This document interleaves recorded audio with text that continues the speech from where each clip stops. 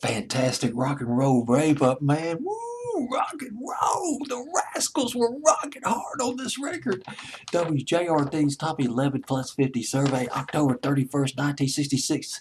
This is a bar room. This is a bar busting rock and roll record. This is something that you just jam out to in an auditorium, man. I mean, it is the Rascals at number 23 with Come On Up. And some people think that this should have been a big hit like Good Lovin', which came out in the same era, 1966. Good Lovin', which was originally done by the Olympics in 1965. Got the same pumping Hammond B3 organ in that record. Just Felix Cavalier laying down the vocals and just pumping that organ on that record. This is a cross. This record is a cross between Mitch Ryder and the Detroit Wheels and the Count Five. And it's got a little bit of that acid rock, a little hint of that acid rock to come in 1967 and 68. Just a hint of it. A little bit of garage, a little bit of funk, a little bit of soul. Man, I tell you, this is a barn burner, an absolute barn burner, but it didn't make top 40 by the Rascals. This song was a little bit ahead of its time. I could see a song like this coming out, say, in 1968, 69, even in 1970.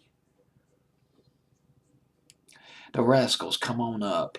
And this was before they got really big. They had that one big hit, Good Loving. They also, three of the guys, including Cavalieri, I believe that's how you pronounce his last name, um, they were in Joy D and the Starlighters. Remember Peppermint Twist? They were in that band. They signed with the Atlantic record label, the Rascals. They made their first appearance in 1965 at Hullabaloo, and they debuted their first big, well, not real big, but their first single per se, I Ain't Gonna Eat Out My Heart Anymore. Great garage band classic. It was written by two women. One of them was a British songwriter, Pam Sawyer, and oh gosh, I can't read my chicken scratch. Laurie Burton, I believe, was the other one. Pam Sawyer, who also co-wrote Love Child by the Supremes. She co-wrote that, one of the co-writers of that song, and she co-wrote Love Hangover by Diana Ross. Of course, that was much later in the 70s. And of course, Good Lovin' came out, and now we got this Come On Up by the Rascals. And of course, 1967, that was their banner year. Groovin', How Can I Be Sure, A Girl Like You, and of course, 1968, People Got to Be Free, and Wonderful. Remember Wonderful from late 67, early 68? Probably one of my favorite Rascals records when they went a little bit psychedelic. They had the fife and drums and all that going at the end of the record, all those great sound effects. Most satisfying record to listen to. They didn't do as well in England. They had a hard time making it in England. The British, I guess, just didn't, or maybe they weren't promoted well enough by the Atlantic record labels overseas. But their only hit was "Groovin'," and that went top 10 in Britain.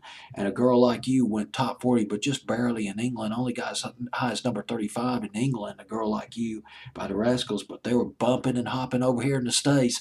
And this record, boy, it's just, yes, it's right on it. It's just. I'd be screaming all over this record if I was a DJ at WJRD in 1966, man. I'd just say, yes. We're going to rock the house tonight. We're going to play some Rascals. I'm going to show you some rock and roll.